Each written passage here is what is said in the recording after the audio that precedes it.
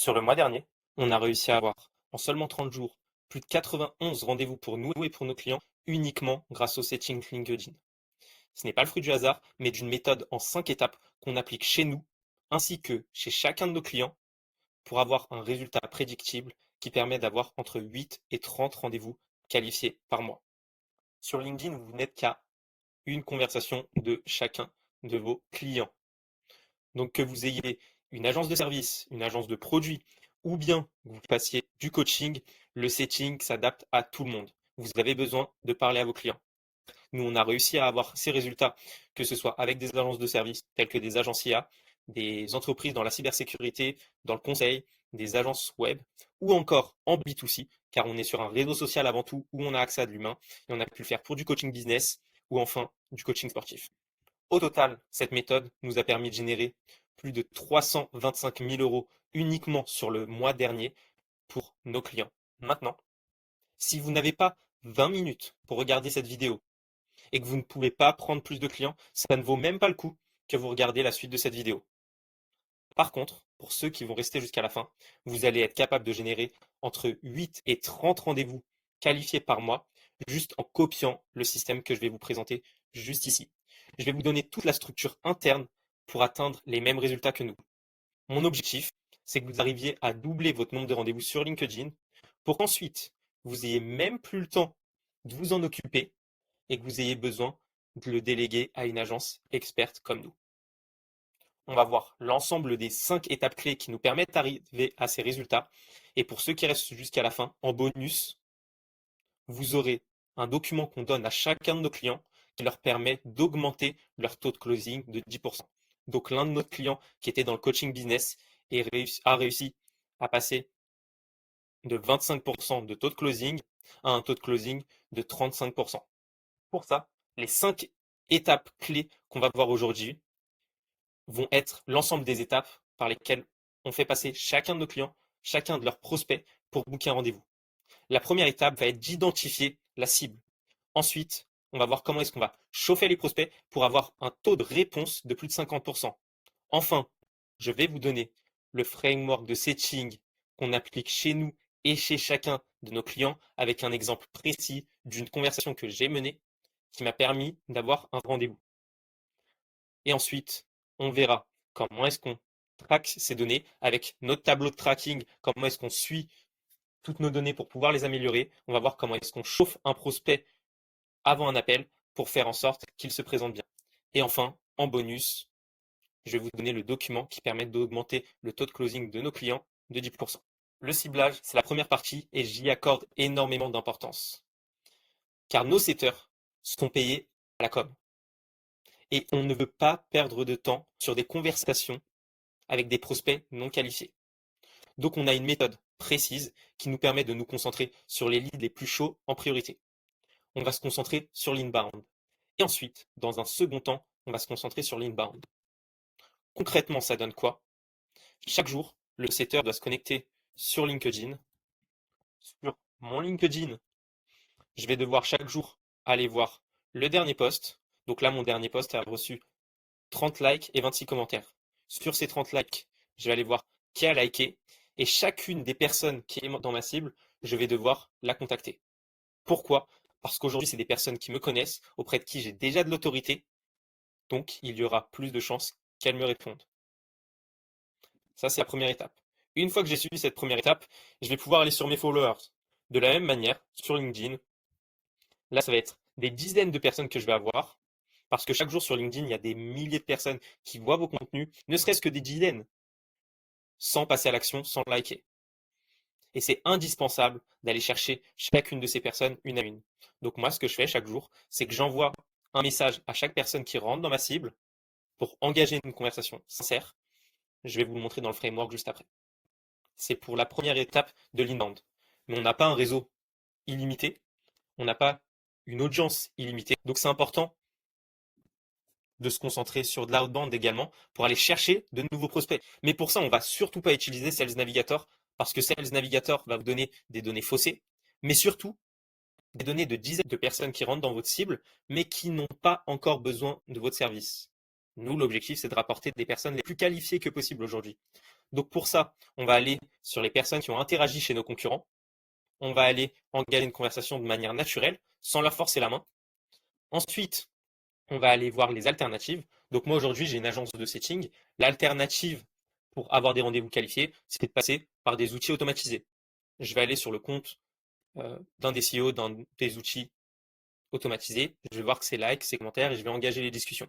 Parce que ces prospects sont déjà qualifiés. Ils veulent déjà avoir une solution pour avoir des rendez-vous qualifiés. Donc vous voyez, ils sont dans une échelle de conscience qui est plus élevée que si c'est juste des personnes qui rentrent dans ma cible, des dirigeants d'entreprise qui ne savent même pas ce que c'est que la prospection et qui n'ont même pas envie d'en faire. Enfin, je vais aller voir les followers des concurrents. Et si j'ai fait le tour de tout ça, et il vous faudra du temps parce qu'on est plus de 1 milliard d'utilisateurs actifs sur LinkedIn, une fois que vous aurez fait le tour, vous pourrez utiliser Sales Navigator avec du ciblage avancé. Mais avant ça, vous avez suffisamment à faire et vous n'avez même pas besoin de payer 100 euros par mois. Une fois qu'on a trouvé notre cible, si elle ne fait pas partie de nos followers, on va devoir l'ajouter. Et pour ça, on va utiliser des principes neuromarketing. La première chose, c'est qu'on va préparer le prospect à notre demande de connexion, puis à nos premiers messages. Pour ça, on va aller, dans un premier temps, regarder son profil. On va attendre un certain délai, on va liker et commenter ses posts. Et ça à plusieurs reprises. Pourquoi, vous allez me demander? Parce que ça va susciter plusieurs choses. Déjà, on va exploiter le biais de simple exposition. C'est quoi? C'est que plus on va être confronté à une personne, plus on va avoir tendance à l'apprécier. La deuxième chose, c'est que ça va attiser sa curiosité. Si demain, je vais sur votre profil, que je like vos posts, que je les commente, que le jour d'après, j'y retourne, vous allez vous demander, OK, qui est cette personne? Et enfin, ça va faire fonctionner le principe de réciprocité. Si j'ai liké et commenté vos contenus pendant plusieurs jours, et qu'ensuite, je suis venu vous envoyer un message, vous allez avoir beaucoup plus facilement tendance à me répondre. C'est ça la force du process de chauffe avant vos premiers messages. Et ça va être indispensable de le faire à chaque fois. Enfin, concernant le setting, concrètement, on va voir un exemple de conversation, la trame de setting, mais avant de démarrer, on va aller sur les techniques que vous devez absolument connaître. C'est les techniques que je donne à chacun des setters que je forme chez MindSales. C'est une liste qui va vous permettre d'être beaucoup plus pertinent et d'avoir l'approche de setting la plus impactante. La première des choses, c'est de savoir que le setting, c'est une conversation. Vous devez engager des conversations avec des prospects et échanger de manière naturelle. Donc écrivez comme vous parlez. Pour ça, ce que je vous recommande de faire, c'est d'aller sur votre LinkedIn. Si vous publiez, de voir la manière que vous publiez, vos arguments de vente, etc. Parce que vous devez être de la même manière sur vos posts LinkedIn qu'en DM. C'est indispensable pour que le prospect ne se sente pas lésé et qu'il sente une certaine continuité. La deuxième chose, c'est qu'on n'aime pas les conversations intéressées, qu'on n'aime pas qu'on vienne nous vendre quelque chose. Aujourd'hui, les messages de prospection, on en a tous reçus et on déteste ça. Donc, intéressez sincèrement à vos prospects sans envoyer de gros messages type mailing. Une chose qui est très difficile pour les chefs d'entreprise, mais ça va être indispensable, c'est ce qui va faire toute la différence, c'est votre réactivité. Si une personne vous envoie un message, vous répond à un message, vous aurez 30% de chances de plus d'avoir une réponse si vous répondez dans les 5 minutes. Par contre, si vous mettez quelques heures à lui répondre, malheureusement, vous avez de plus en plus de chances de perdre la conversation et le prospect. Et enfin, les deux règles les plus importantes. La première, ça va être de poser des questions système 1, c'est-à-dire des questions qui ne vont pas demander une réflexion complexe à votre prospect. Plus on va poser des questions complexes, plus il va devoir réfléchir et moins il y aura de chances qu'il vous réponde. Donc concrètement, ça donne quoi? Ne demandez pas à votre prospect comment ça va dans ton business actuellement. T'en es où dans ton business actuellement? Ça, c'est des questions généralistes. Donc plutôt que de le demander comme ça, vous allez suggérer. Actuellement, tu es en phase de développement ou de lancement. Et là, vous voyez, c'est une question beaucoup plus simple, c'est soit A ou B. Il vous répondra et potentiellement, vous allez pouvoir rebondir. Et le rebond, c'est la dernière étape qui est hyper importante. Je vois trop de setters aujourd'hui ou trop d'entrepreneurs qui envoient des messages sans penser à l'étape suivante. Le setting, c'est comme les jeux d'échecs. Il faut toujours avoir 2 coups d'avance. Quand vous envoyez un message, vous devez anticiper quel type de réponse vous allez avoir de votre prospect pour réfléchir déjà aux étapes suivantes. Et c'est comme ça qu'on design toute une trame de setting. Nous, la trame de setting chez Mindcell, c'est une trame en 5 étapes qui est constituée comme celle-ci. Je vais vous la présenter. C'est le framework de setting qu'on a chez Mindcell chez chacun de nos clients. Mais encore une fois, le setting, c'est s'adapter à l'humain. Donc, vous allez devoir le personnaliser au mieux. Si vous voulez qu'on le personnalise ensemble, j'ai mis des calls gratuits juste en dessous dans le lien. Vous pouvez prendre rendez-vous avec moi et on fera votre framework de setting personnalisé de A à Z pour que vous ayez une méthode concrète qui vous ramène des rendez-vous et qu'ensuite, dans quelques mois, quand vous aurez vos rendez-vous, vous reviendrez vers moi pour déléguer votre setting. Que ce soit pour toi ou pour ton commercial, c'est indispensable de mapper ton framework de setting. Parce que quand tu fais du setting, tu as ta stratégie qui est déjà faite et tu ne dois pas avoir à réfléchir. Tu mappes concrètement chaque étape clé par laquelle le prospect va passer et quelles informations on va avoir besoin pour que toi, tu ne te perdes pas dans des discussions qui n'ont rien à voir et que ton setter sache clairement ce qu'il faille. La première étape, c'est le hook. Je vois trop de messages qui ont pour seul objectif d'avoir un rendez-vous dès le début. Ça ne fonctionne plus. On en a tous reçu des dizaines et on n'y répond pas. L'objectif de votre premier message, c'est juste d'attirer l'attention et de susciter la curiosité. Donc pour ça, deux moyens. Soit on suscite la curiosité, soit on apporte de la valeur. Concrètement, ça donne quoi? Donc là, j'arrive vers ce Mathis, je rebondis sur le fait qu'il ait liké de l'un de mes posts, et ensuite je dis j'ai fait un tour sur ton profil. Donc là, sur ses notifications, il aura j'ai fait un tour sur ton profil. Moi, si je reçois ce type de message, je me dis ok, qu'est-ce qu'il a vu sur mon profil? Qu'est-ce qui l'a intéressé? J'ai envie de savoir, donc j'ouvre le message. Et ensuite, pour comprendre, tu fais des landing pages seulement pour les SaaS ou t'en fais aussi pour les freelances? Vous voyez, question spontanée qui s'intéresse sincèrement à mon prospect. Il me répond, et là, la chose à ne surtout pas faire, c'est directement pitcher votre offre. Parce que là, il va sentir que c'était juste intéressé et il va tout simplement pas vous répondre. Donc pour ça, moi ce que je fais, c'est toujours une deuxième phase où je m'intéresse à lui. Par curiosité, tu utilises uniquement Framer ou tu t'adaptes aussi sur d'autres logiciels. Et là, je donne des exemples. Je me suis intéressé sincèrement au prospect, on fait marcher le principe de réciprocité, il me répond, le but c'est d'engager une discussion. Ça, c'est l'étape 1 et l'étape 2. L'étape 3, c'est votre objectif, trouver un problème ou un besoin que vous allez pouvoir adresser. Donc par exemple, chez MindSales, le problème qu'on adresse, c'est le fait de ne pas avoir suffisamment de rendez-vous clients. Donc pour ça, j'ai échangé avec ce Mathis en lui posant des questions tout à fait de manière naturelle. Et dans la continuité de la discussion, je lui demandais comment est-ce que ça se passait avec ses clients, etc. Donc je parlais des SaaS juste avant.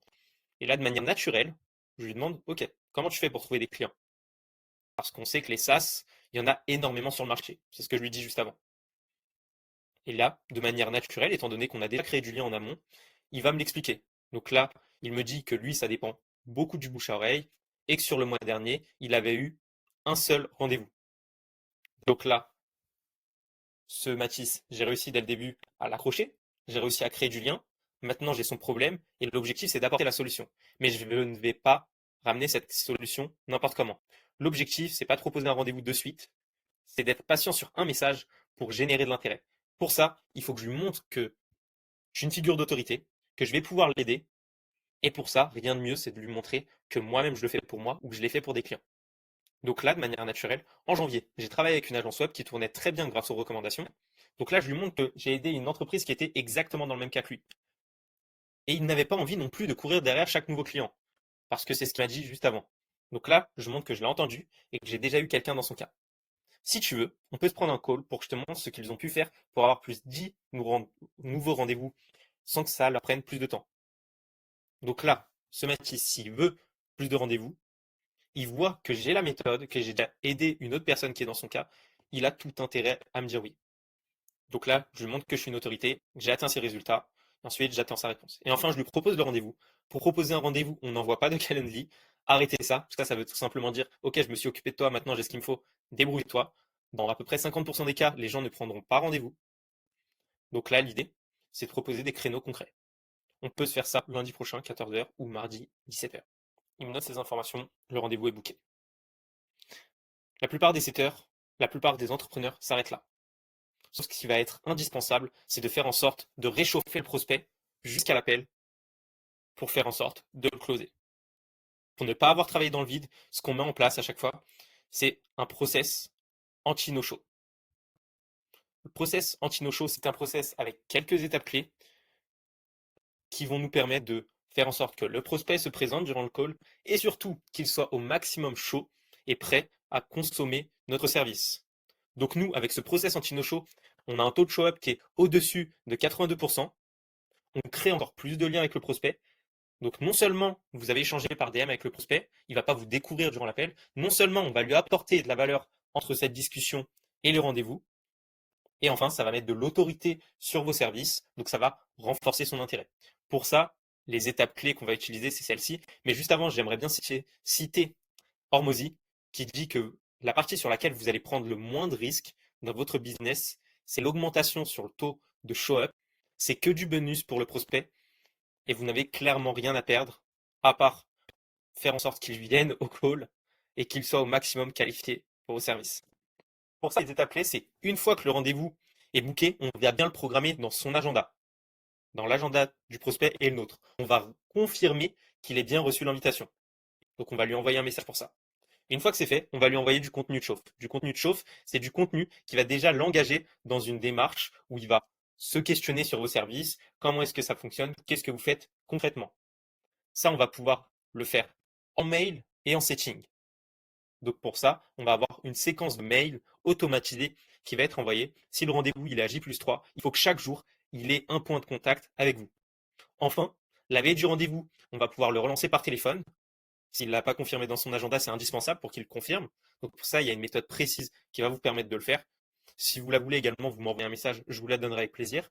Et enfin, un message vocal le jour J pour lui montrer qu'on est impatient d'échanger avec lui et qu'on a pris du temps sur son sujet. Une fois que vous avez mis ça en place, le prospect a toutes ses chances de venir. Et le setting ne s'arrête pas là. Le setting, c'est aussi tout un process que vous devez suivre.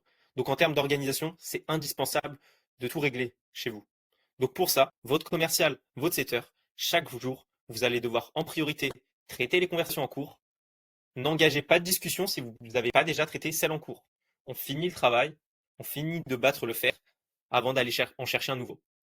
Ensuite, on va aller gérer l'inbound sur les smart lists. Donc la smart list, c'est le ciblage qu'on avait vu au tout début. D'abord l'inbound, ensuite l'outbound. On va essayer d'en faire un maximum chaque jour. Chez MindSales, nos setters peuvent atteindre jusqu'à 100 à 150 nouveaux messages envoyés par jour. Sans automatisation, c'est important pour personnaliser l'approche. Mais vous voyez que vous pouvez faire un maximum de volume. Quantité et qualité égale résultat. Ensuite, on va relancer chaque prospect. Donc tous ceux qui ne vous ont pas répondu, ils l'ont simplement fait parce qu'ils n'étaient pas disponibles, parce qu'ils ont scrollé, swipé. Donc n'hésitez pas à les relancer entre 3 et 7 fois en moyenne. Et enfin, avoir un tableau de tracking. Parce que tout ce que vous ne mesurez pas, vous ne pouvez pas l'améliorer. Par exemple, chez MindSales, ce qu'on suit toujours pour chacun de nos clients, c'est le nombre de conversations engagées, le taux de réponse, le nombre de relances effectuées, les rendez-vous proposés, et enfin les leads to book. Donc sur combien de personnes qu'on a contactées, on a réussi à booker un rendez-vous. Et étant donné qu'on a une connaissance précise du marché, ça nous permet de savoir ce qui fonctionne pas et ce qu'on doit ajuster en continu. Parce que c'est vraiment important d'avoir un framework de stitching qui s'adapte à vous, à votre cible, à votre manière de parler. Mais surtout, qui permette d'avoir les meilleurs stats du marché. Une fois qu'on a nurturé tout ça, qu'on a suivi tout le framework de setting, tout repose sur le closing. Et nous, comme on est payé sur le closing, c'est indispensable que nos prospects, que nos clients closent leurs clients. Donc pour ça, on a créé l'anti-sèche. L'anti-sèche, c'est une fiche sur laquelle on va passer plusieurs minutes à creuser sur chacun des prospects. Donc si demain je vous envoie un call avec cette Laetitia, je vais vous donner son mail, son numéro, très simple. Ensuite, je vais vous donner des informations sur son activité, des informations personnelles. Comme ça, dès le début du call, vous allez être capable de créer du lien avec la personne. Si vous avez des passions en commun, on va également rebondir dessus. La personnalité, hyper important. Comme ça, vous allez savoir si vous allez être capable de challenger le profil ou non. Et enfin, les objections anticipées. Donc nous, on a une IA qu'on fait tourner sur leur profil LinkedIn, Instagram, etc., qui nous permet de récolter un maximum d'informations pour faciliter le closing par la suite. Aujourd'hui, c'est indispensable que vous fassiez exactement le même travail, que vous structurez cette fiche pour faire en sorte que lors de votre appel de closing, vous soyez au maximum prêt et que vous ayez votre anti-sèche pour mettre un maximum de chances de votre côté pour closer le prospect. Avec l'ensemble de cette méthode, vous allez être capable de générer entre 8 et 30 rendez-vous par mois. Ça, c'est la méthode qu'on applique chez Mindcell et chacun de nos clients. Maintenant, si vous voulez votre framework de setting personnalisé et offert, je vous laisse prendre un rendez-vous avec moi directement en bio, donc avec un call de consulting gratuit, où mon seul objectif sera de vous donner un framework de setting personnalisé qu'on adaptera à votre cible, parce que si vous arrivez à avoir des rendez-vous grâce à moi, je sais que tôt ou tard, vous allez me confier votre setting.